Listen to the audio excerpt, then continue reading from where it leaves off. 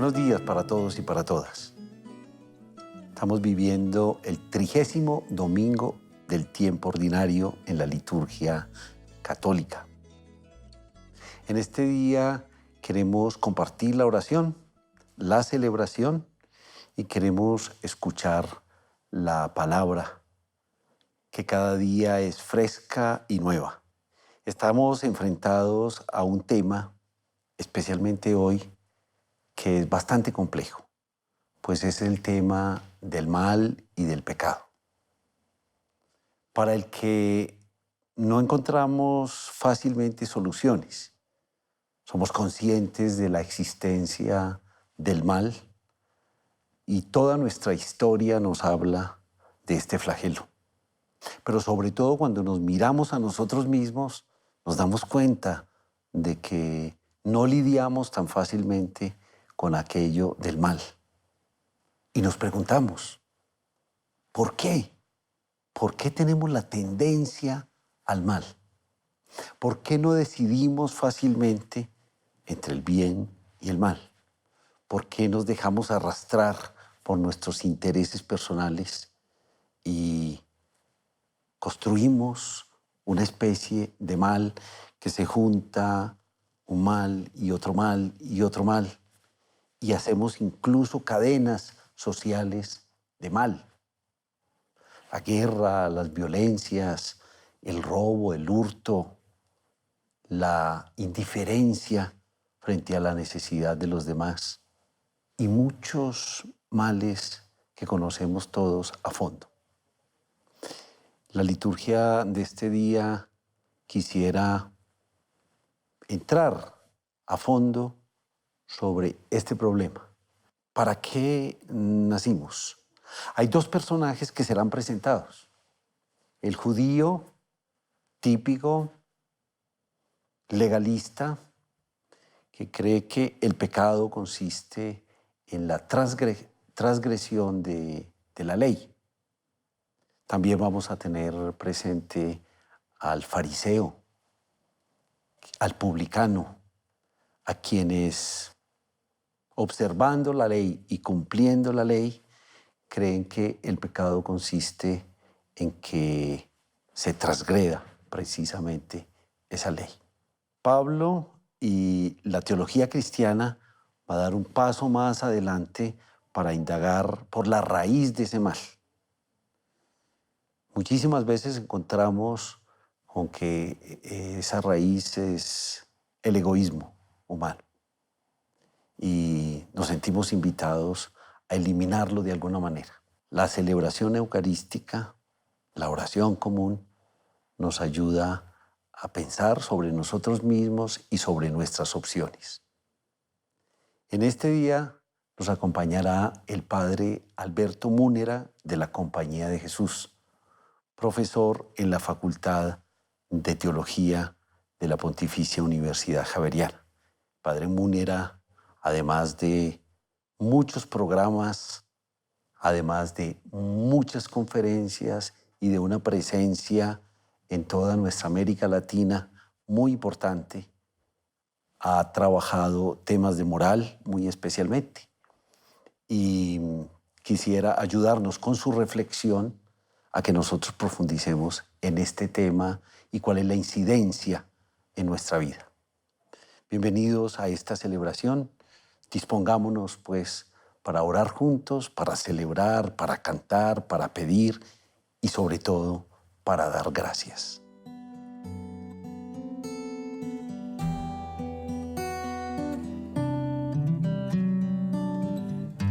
Señora del camino, en mi oración te pido que no me dejes nunca. Me siento como un niño, dame tu luz para avanzar y en la noche oscura guíame. Ponme con tu Hijo, Señora del camino, Señora del camino, muéstrame la vía.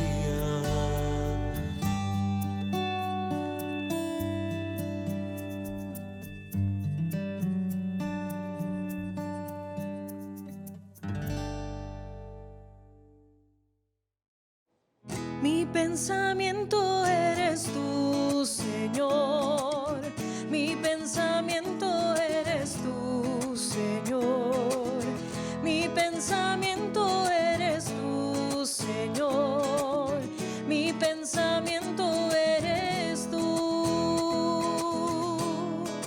Porque tú me has dado la vida. Porque tú me has dado el existir. Porque tú me has dado cariño. Me has dado amor. Porque tú me has dado la vida. Porque tú me has dado el existir. Porque tú me has dado cariño. Me has dado amor.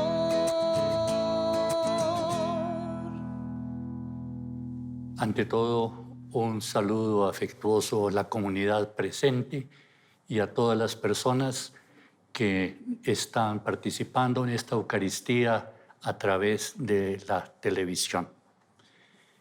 Vamos a dar inicio a esta celebración en el nombre del Padre, del Hijo y del Espíritu Santo. Amén.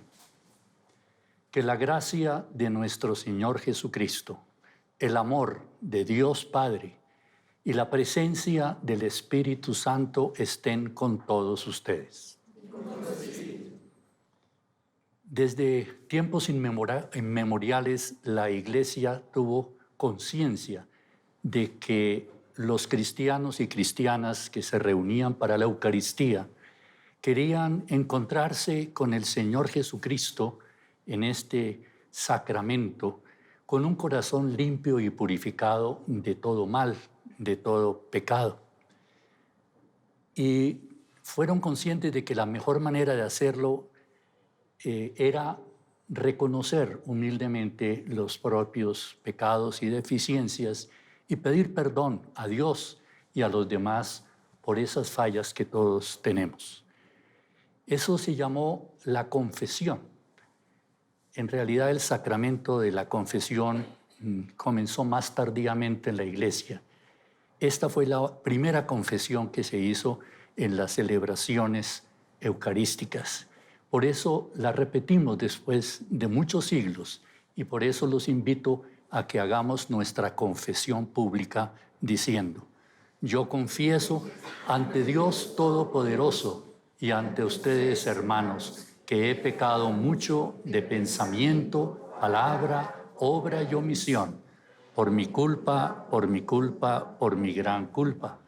Por eso ruego a Santa María, siempre Virgen, a los ángeles, a los santos y a ustedes, hermanos, que intercedan por mí ante Dios nuestro Señor. Y el Señor, que es Padre bondadoso, tenga misericordia de nosotros, perdone nuestros pecados y así nos disponga para alcanzar la vida eterna.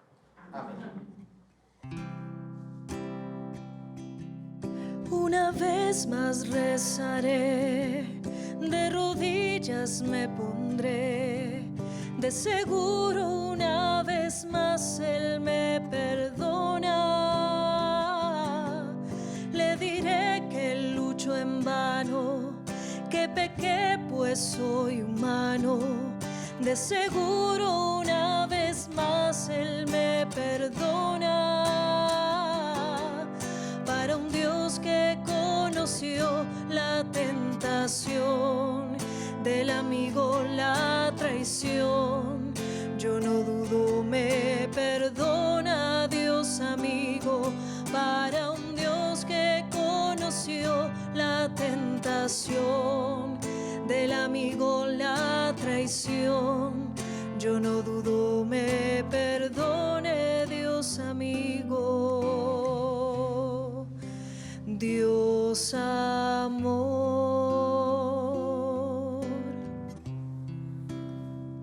Después de haber pedido perdón por nuestras faltas, queremos ahora hacer una alabanza, un acto de adoración y de acción de gracias a Dios. Esto lo hace la Iglesia también desde sus comienzos entonando un himno que llamamos el Gloria, en que alabamos y glorificamos a nuestro Dios, que es Padre, es Hijo y es Espíritu Santo. Gloria a Dios en el cielo y en la tierra paz a los hombres que ama el Señor. Gloria a Dios en el cielo y en la tierra paz a los hombres que ama el Señor. Por tu inmensa gloria te alabamos, te bendecimos, te adoramos, te glorificamos, te damos gracias, Señor Dios Rey Celestial, Dios Padre Todopoderoso.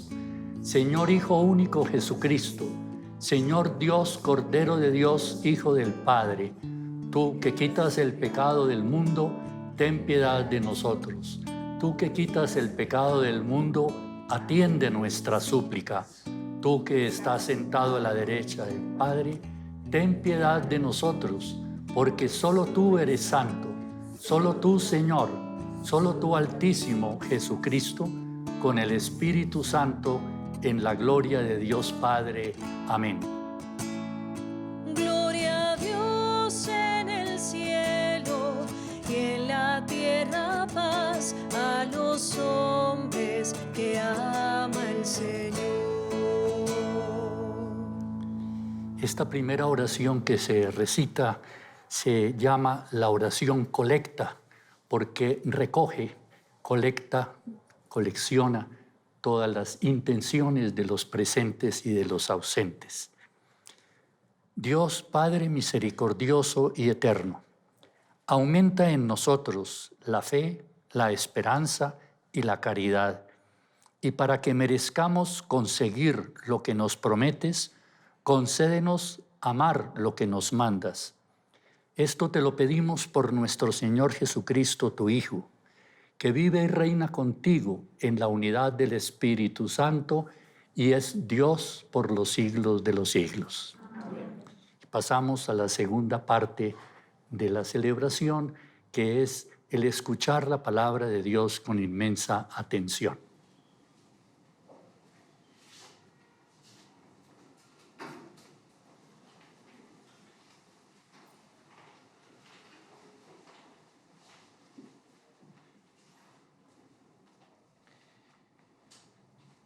Lectura del libro del Eclesiástico.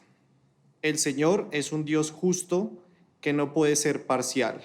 No es parcial contra el pobre, escucha las súplicas del oprimido.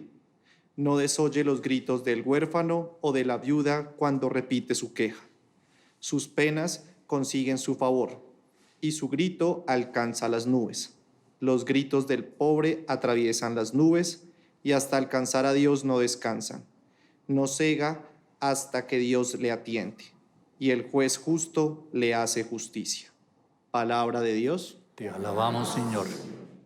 Al Salmo respondemos: si el afligido invoca al Señor, Él lo escucha.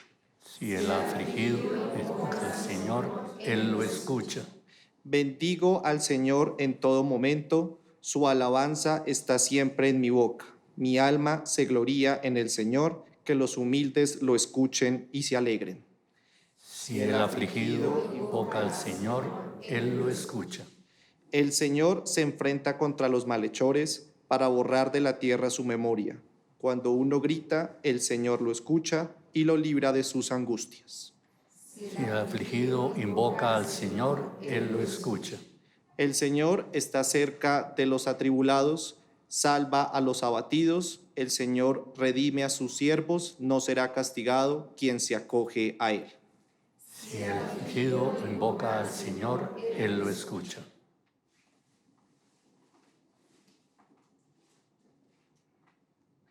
Lectura de la segunda carta del apóstol San Pablo a Timoteo.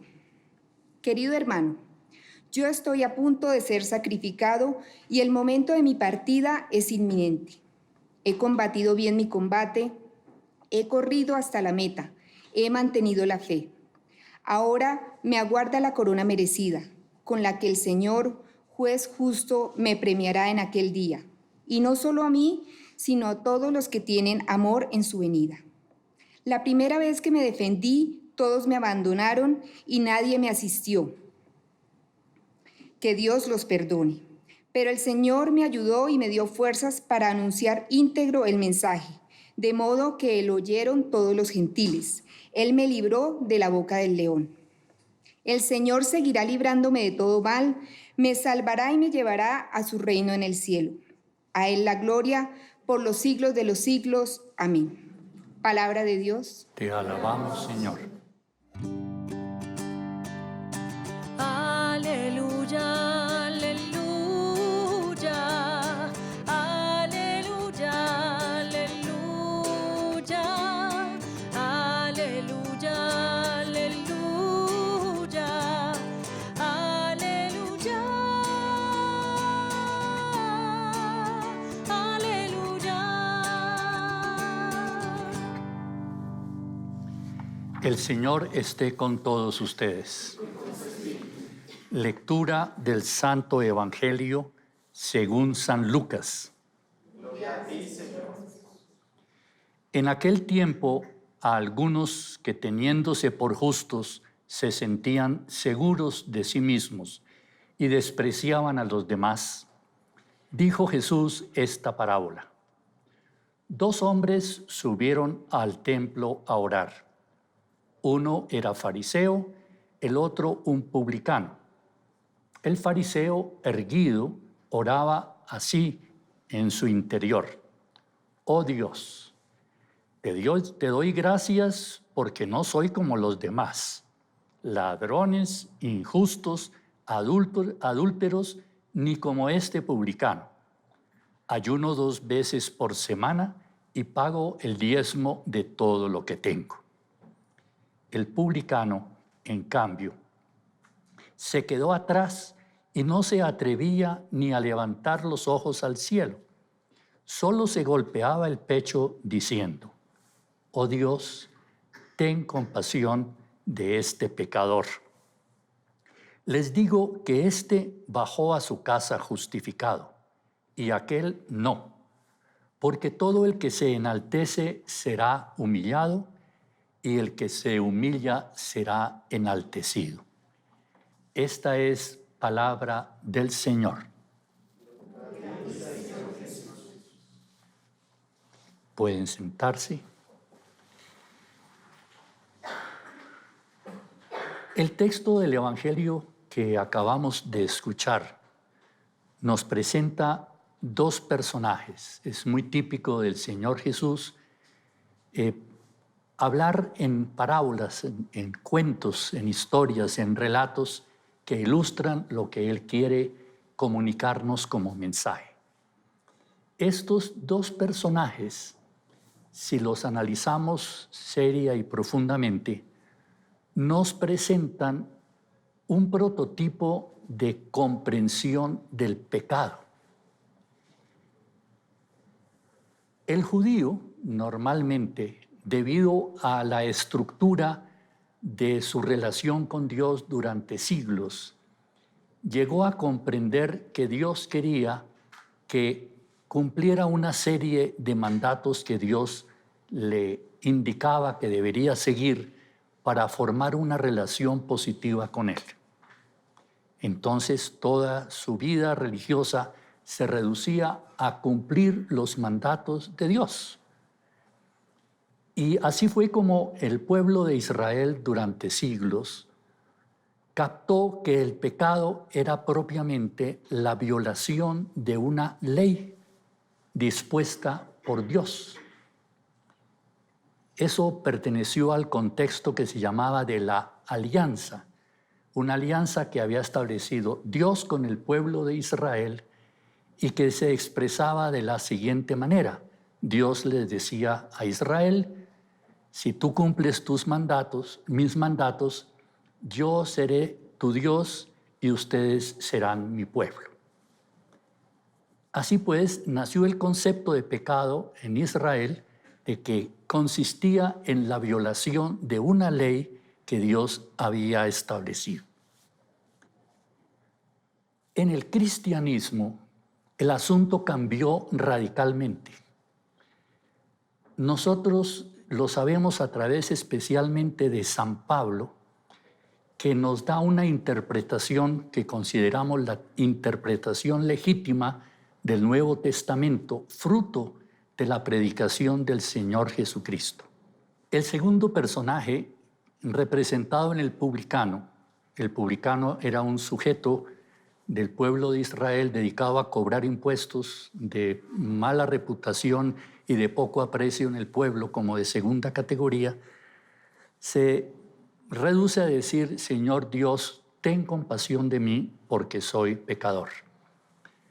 El concepto de pecado en el Nuevo Testamento, explicado principalmente por San Pablo y concretamente en la carta a los romanos, y explicado en los evangelios de una manera muy hermosa por parte de nuestro Señor, se refiere a algo mucho más importante, mucho más trascendente, mucho más complejo, mucho más existencial que la simple violación de leyes presumiblemente establecidas por Dios.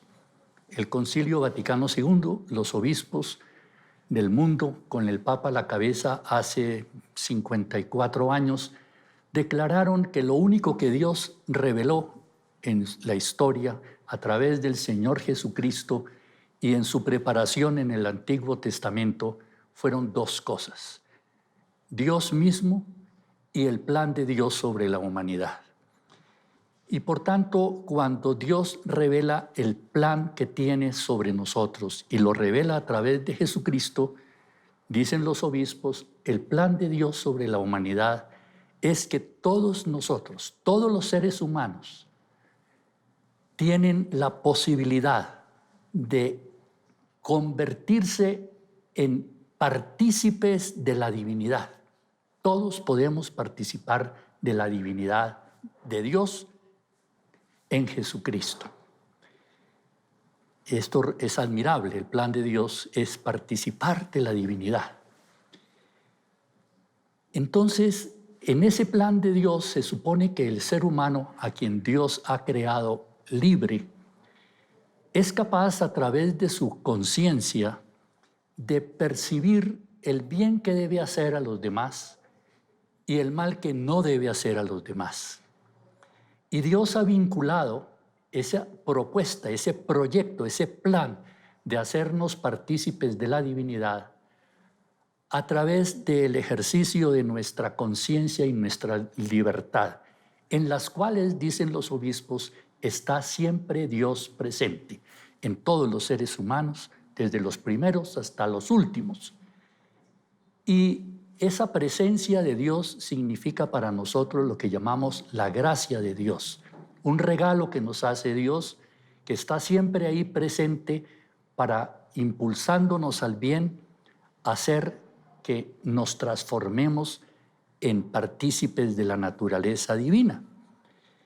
Eso lo organizó Dios en su plan, haciendo que todos los seres humanos pudiéramos de tal manera acoger a Jesucristo por ese camino de la ética, de hacer el bien a los otros y de rechazar el mal a los otros, pudiéramos transformar nuestro ser profunda, intensamente, en hijos de Dios.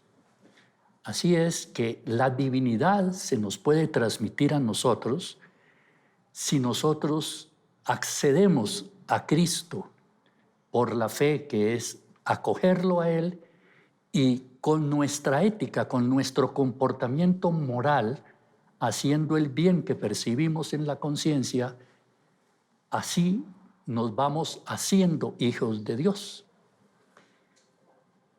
Participar de la divinidad no es algo extraño en teología, tal vez en filosofía, porque no es cualquier divinidad, no es una divinidad abstracta, sino la divinidad de un Dios humanado, de un Dios humano. Entonces adquiriríamos las mismas características de Cristo Jesús, Hijo de Dios humanado.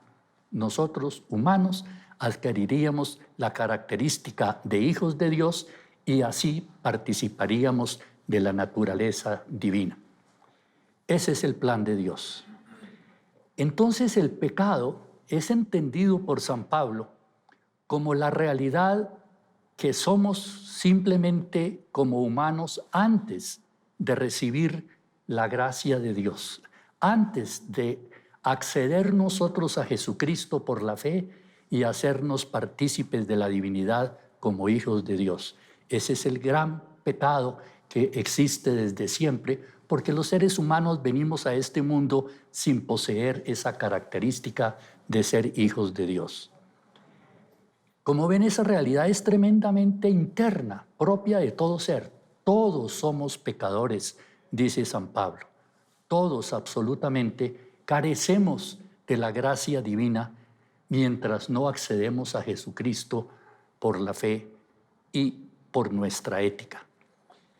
Pero como el plan de Dios es que todos los seres humanos puedan adquirir esa vida divina, resulta que no solamente los cristianos confesos, que solo existimos hace 2000 años, tenemos esa posibilidad, sino que explican los obispos en el concilio que todos los seres humanos, incluso antes de Cristo, como es obvio en la historia, y después de Cristo hace 2000 años, los que no pueden conocer a Cristo por diversos motivos, todos están en condiciones de acceder a la participación en la vida divina de hijos de Dios, si con su comportamiento moral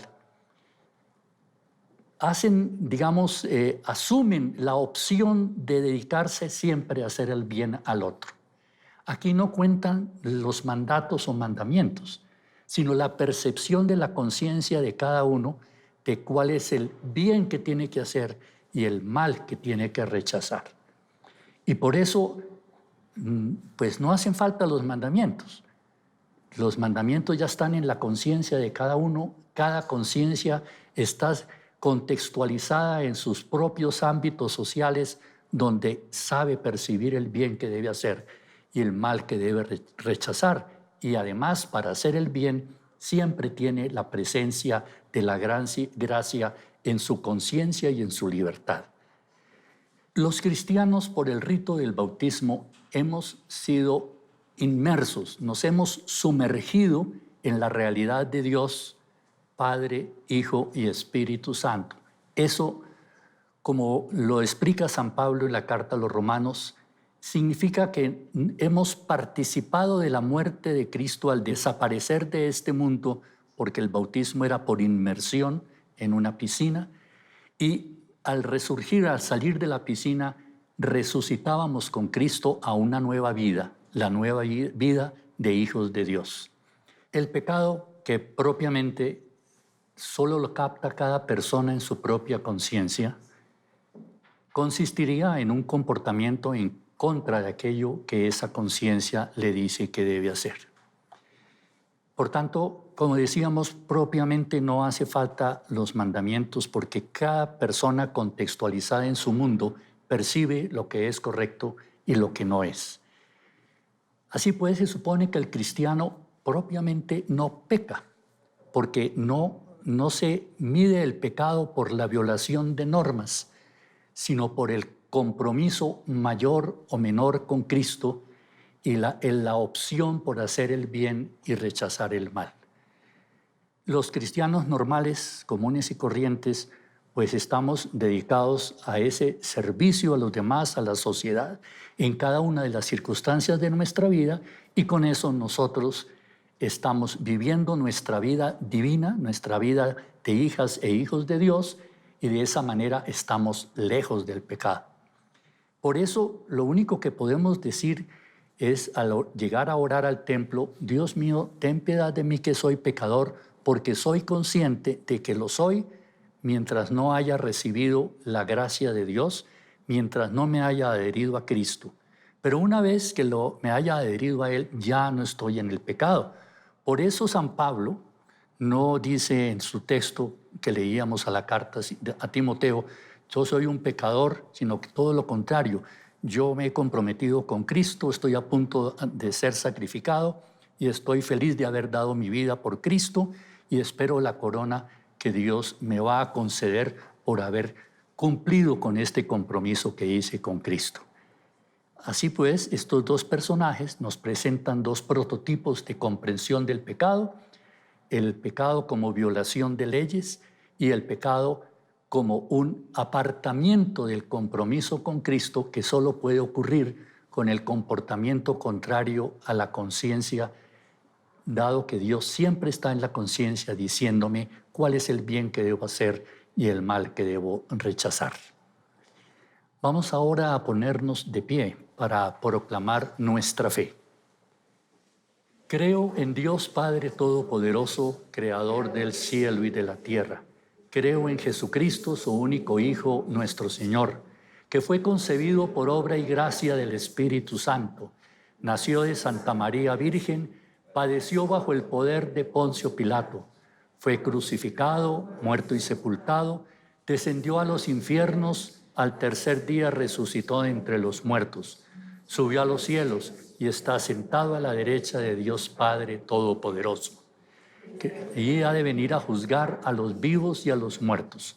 Creo en el Espíritu Santo, la Santa Iglesia Católica, la comunión de los santos, el perdón de los pecados, la resurrección de los muertos y la vida eterna. Amén. Vamos ahora a dirigirle a Dios nuestro Padre nuestra oración comunitaria, para lo cual tenemos diversas penitencias, peticiones.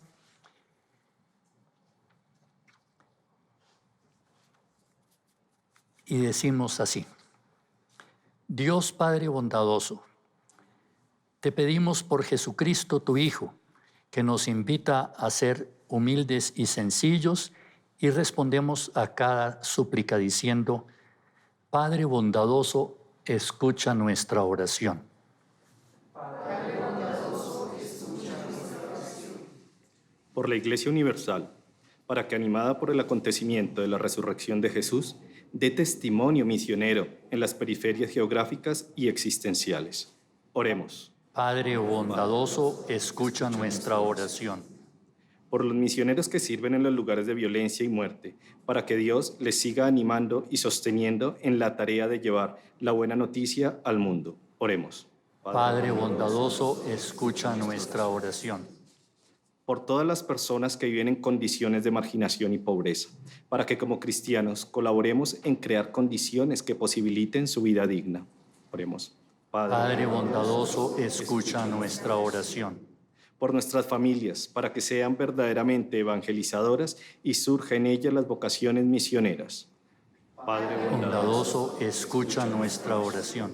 Por los que participamos en la Eucaristía, para que no nos quedemos solo en palabras, sino que nuestra vida sea testimonio de que somos discípulos misioneros de Jesús. Padre bondadoso, escucha nuestra oración. Atiende, Padre bondadoso, los ruegos de los que te suplican y ponen su confianza en tu amor. Te lo pedimos por Jesucristo nuestro Señor. Amén. Pueden sentarse. Comenzamos esta parte de la celebración en la cual presentamos el pan y el vino, las ofrendas de la Iglesia, para que ellos se conviertan en el cuerpo de Cristo y en su sangre, y de esa manera representemos el sacrificio de la muerte de Cristo y su resurrección.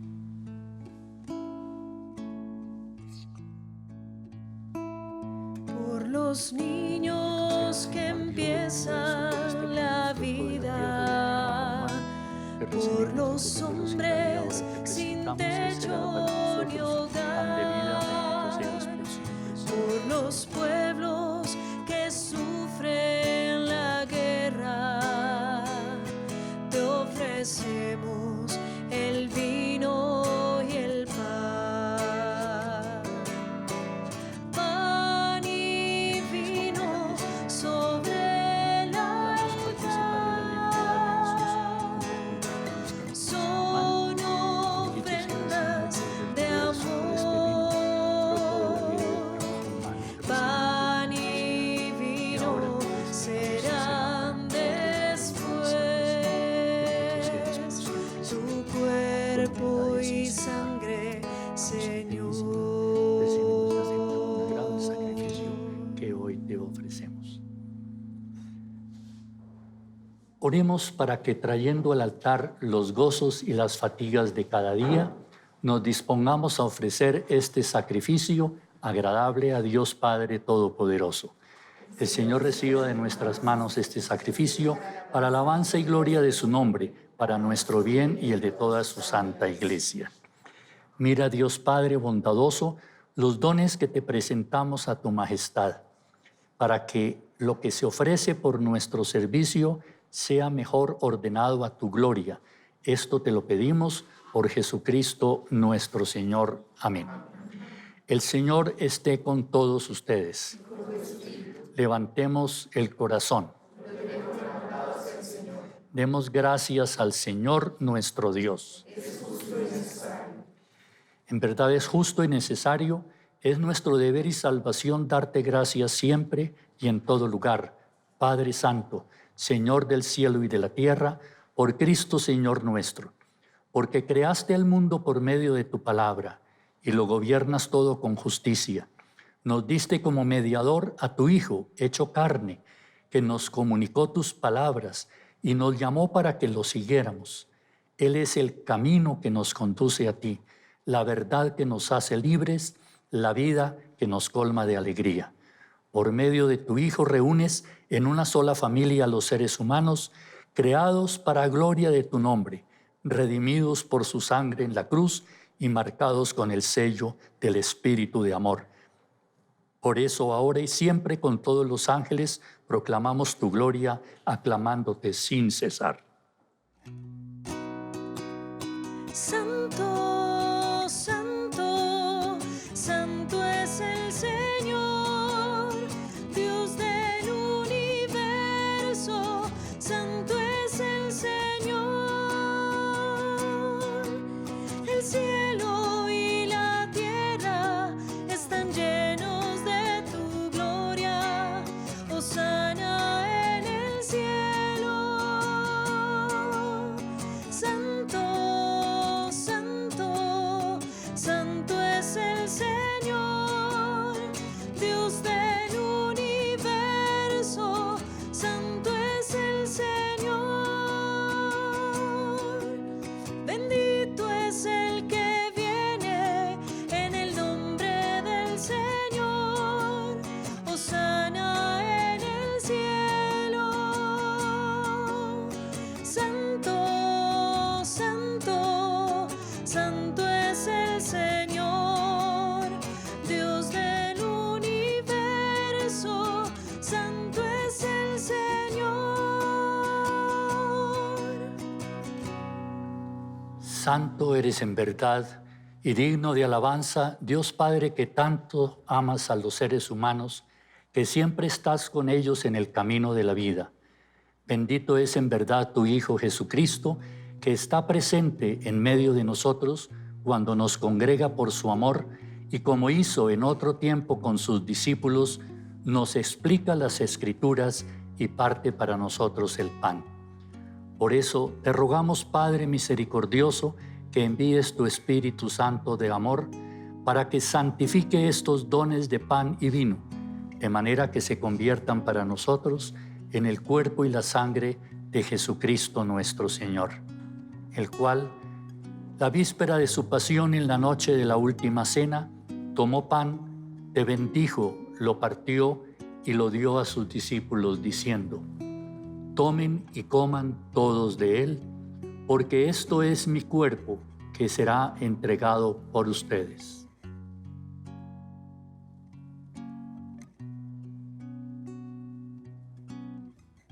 Del mismo modo, acabada la cena, tomó el cáliz, te dio gracias y lo pasó a sus discípulos diciendo: tomen y beban todos de él, porque este es el cáliz de mi sangre, sangre de la alianza nueva y eterna, que será derramada por ustedes y por muchos para el perdón de los pecados. Hagan esto en conmemoración mía.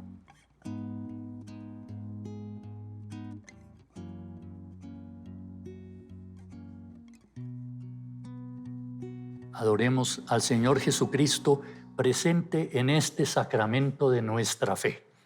Anunciamos tu muerte, proclamamos tu resurrección Ven, Señor Jesús. Por eso, Padre Santo, al celebrar el memorial de Cristo, tu Hijo, nuestro Salvador, al que condujiste por su pasión y muerte en la cruz a la gloria de la resurrección y lo sentaste a tu derecha, anunciamos la obra de tu amor hasta que Él venga, y te ofrecemos el pan de vida y el cáliz de bendición. Mira con bondad la ofrenda de tu iglesia en la que se hace presente el sacrificio pascual de Cristo que se nos ha confiado. Y concédenos, por la fuerza del Espíritu de tu amor, ser contados ahora y por siempre entre los miembros de tu Hijo, con cuyo cuerpo y sangre comulgamos. Vivifícanos con tu Espíritu, Padre omnipotente, por la participación en estos misterios, y haz que nos configuremos a imagen de tu Hijo. Consolídanos en el vínculo de la comunión con nuestro Papa Francisco y nuestro obispo Rubén, que todos los obispos, presbíteros y diáconos y todo tu pueblo santo participemos de esta comunión. Haz que todos los fieles de la Iglesia sepan discernir los signos de los tiempos a la luz de la fe y se consagren plenamente al servicio del Evangelio.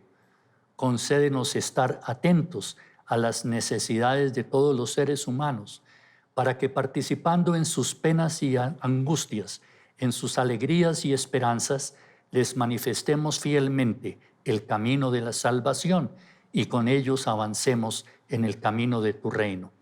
Acuérdate de nuestros hermanos y hermanas que se durmieron en la paz de Cristo y de todos los difuntos cuya fe solo tú conociste. Admítelos a contemplar la luz de tu rostro y dales la plenitud de la vida en la resurrección.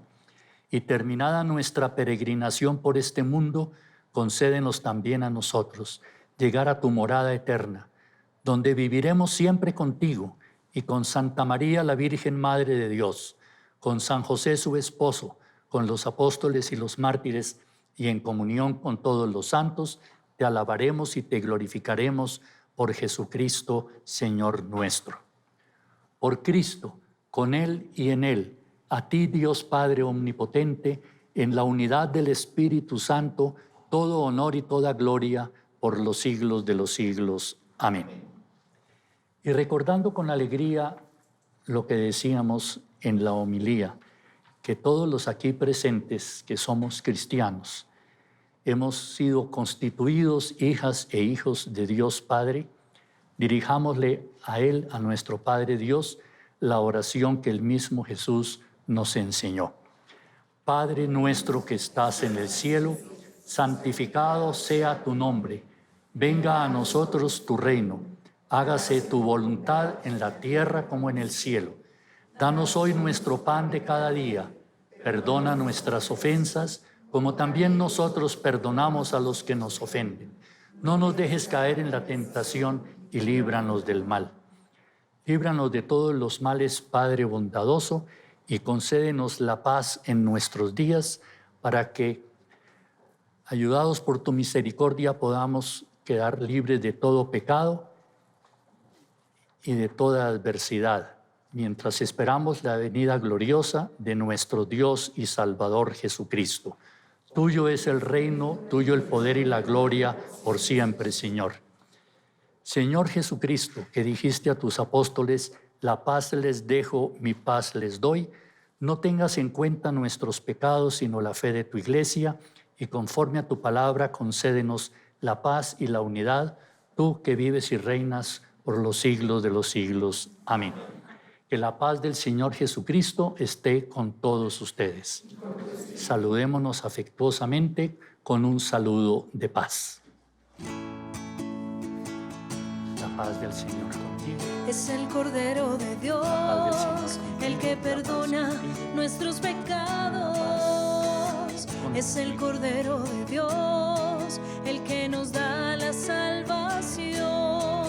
Ten piedad, Señor,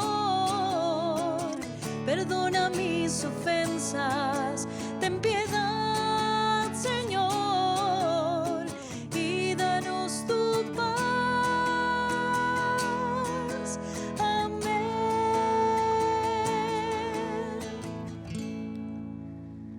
Querida comunidad, este es Jesucristo en la Eucaristía. Es nuestro Dios que se hizo humano y ahora se hace pan y vino para alimentar nuestra vida divina de hijos e hijas de Dios. Él es el Cordero de Dios que quita el pecado del mundo. Dichosos nosotros que hemos sido invitados a esta cena del Señor. Señor, no soy digno de que entres en mi casa, pero una palabra tuya bastará para sanarme. El cuerpo y la sangre de Cristo nos guarden para la vida eterna. Amén.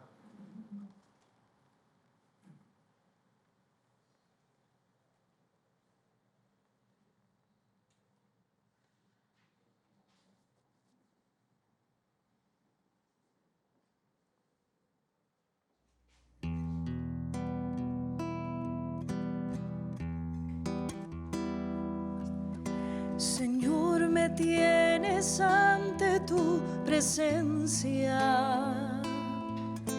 Con dulce voz a ti yo clamaré. Escucha, buen Señor, la oración que te ofrezco. El cuerpo y la sangre de Cristo. En ti me gozaré, Señor Jesús. A ti mi vida entera rendiré. El cuerpo y la sangre de Cristo. Tu gracia y tu poder me alegrarán para siempre. El cuerpo y la sangre de Cristo. El cuerpo y la sangre de Cristo. Oh Señor Jesús, úngeme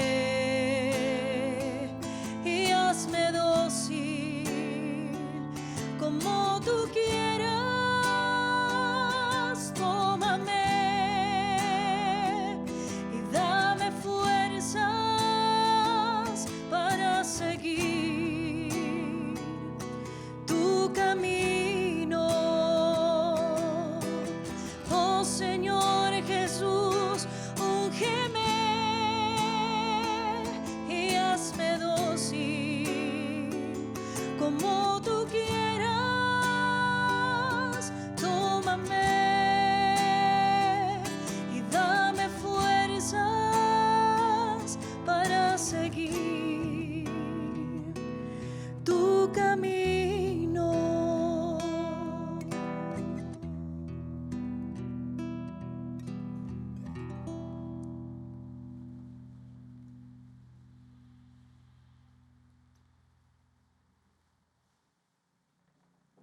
Aprovechemos estos instantes para adorar a nuestro Dios humano Jesucristo, presente en nuestro corazón por la Santa Comunión, para darle gracias por su presencia en medio de nosotros, por habernos hecho como Él hijos e hijas de Dios y habernos hecho partícipes de la vida divina, destruyendo en nosotros el pecado que es la distancia de Dios mismo. Conscientes de nuestra vida divina, pidámosle por todas las intenciones que tengamos en nuestro corazón.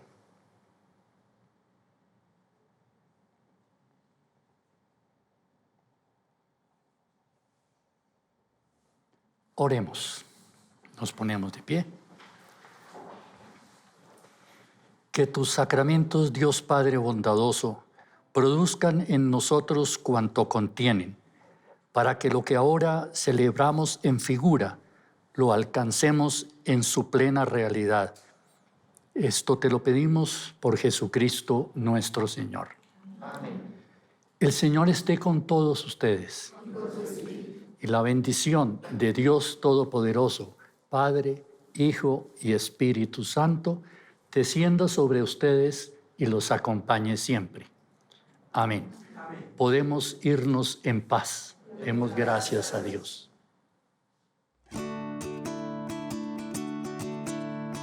Una entre todas fue la escogida, fuiste tú, María, la elegida, Madre del Señor, Madre del Salvador.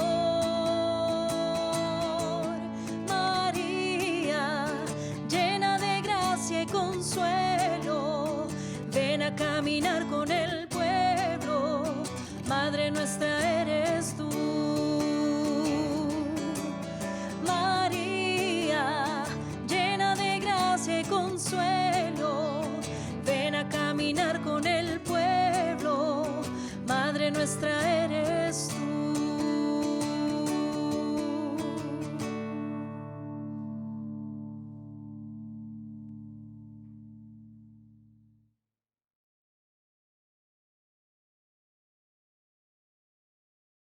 El llamado bíblico a recordar la alianza, yo soy tu Dios y tú serás mi pueblo, es una invitación fuerte a que seamos fieles a la voluntad de Dios. Cuando el profeta dice, yo soy tu Dios y tú serás mi pueblo, también está diciendo, yo soy tu padre y tú eres mi hijo. Pero eso supone que nosotros erradiquemos de nuestro corazón y de nuestra mente todo mal. Y no simplemente que olvidemos transgredir la ley, sino que seamos propositivos en nuestra forma de entregarnos desde el amor. Hemos celebrado la Eucaristía, hemos orado, hemos pedido, hemos agradecido. Dispongámonos ahora a dejar que esta palabra y esta celebración aliente nuestro corazón y nuestra mente a tener una vida distinta, lejos del mal, lejos de la violencia, lejos de los intereses personales. Los invito y las invito para que esta experiencia que a continuación compartiremos pueda ayudarnos en ese crecimiento que todos buscamos.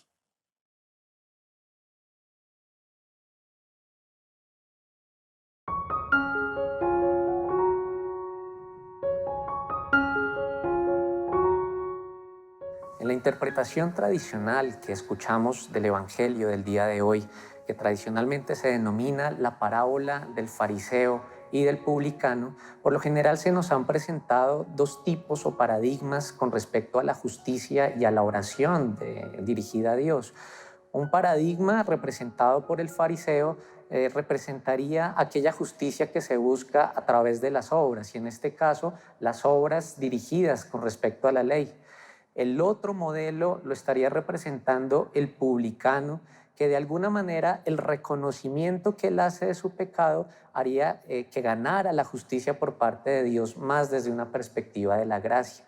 Sin embargo, los estudios bíblicos últimamente están encontrando algunos matices en la traducción misma del texto que nos llevarían a pensar otro tipo de interpretaciones y de sentidos para esta parábola.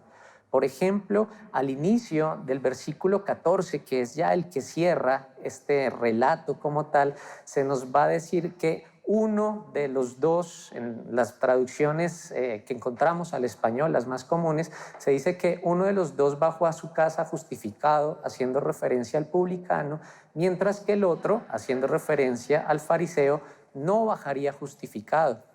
Sin embargo, si nos aproximamos al texto griego en el que se escribe el Nuevo Testamento, incluyendo, por supuesto, este relato de Lucas, nos encontraríamos con una sorpresa. El texto diría, este bajó justificado a su casa junto con aquel. Otras versiones dirían, o más que aquel, lo que significaría que los dos efectivamente fueron justificados, no uno sí y el otro no.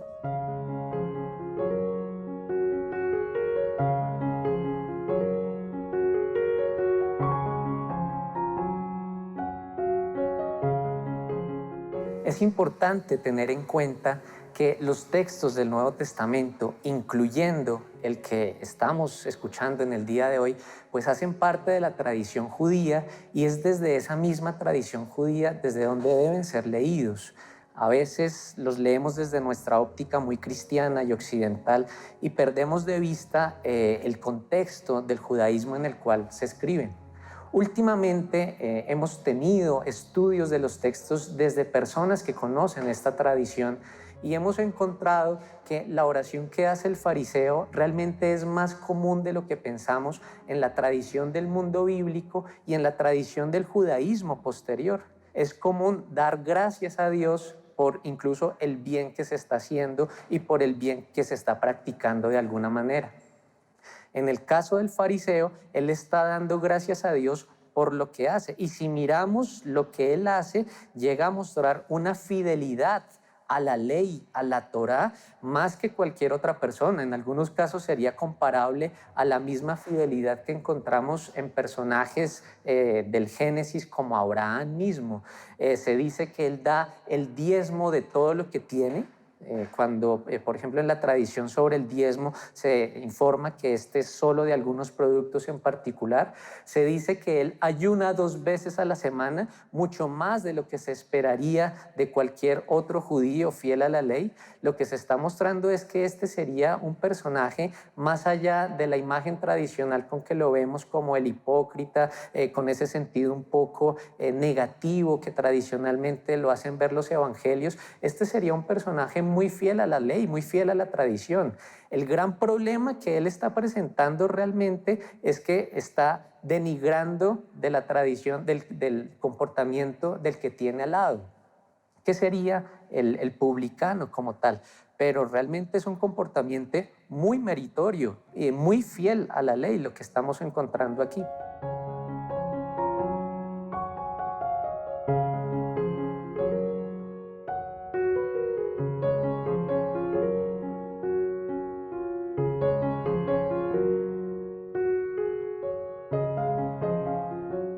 Entonces, si tenemos en cuenta esta precisión en la traducción del final del relato, allá en el versículo 14, según el cual los dos realmente bajaron justificados, no uno y el otro no, sino que los dos fueron justificados, y si tenemos en cuenta también este comportamiento meritorio del fariseo, lo que hoy en día se está encontrando en las interpretaciones contemporáneas al texto es que los méritos de uno tal vez pueden ser la causa de la justificación de ambos.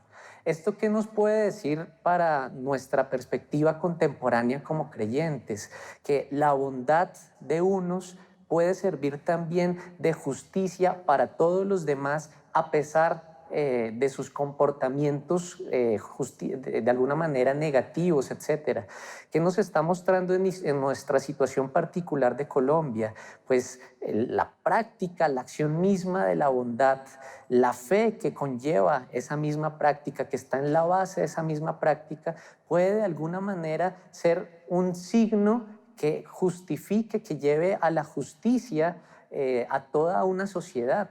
De alguna manera, aquí se está evocando también este relato bellísimo que encontramos en Génesis sobre el diálogo entre Abraham y Dios y la determinación de Dios de destruir a una ciudad. Lo que Abraham finalmente termina negociando con Dios es si al menos hay un hombre justo, por ese justo toda la ciudad es salvada. Aquí estamos encontrando ese tipo de relaciones. Son la presencia, el testimonio, la acción de justicia de unos pocos termina contagiándose a toda la sociedad. Estamos llamados a contagiar esa bondad, a contagiar la justicia, porque realmente viene a impregnar y a cambiar, a transformar positivamente lo que es la comprensión y la vivencia de una sociedad. Que el Señor nos ayude a contagiar esa bondad, a nutrirnos de esa bondad y a darle gracias a Dios, porque esa es una expresión de su bondad viviendo en nosotros.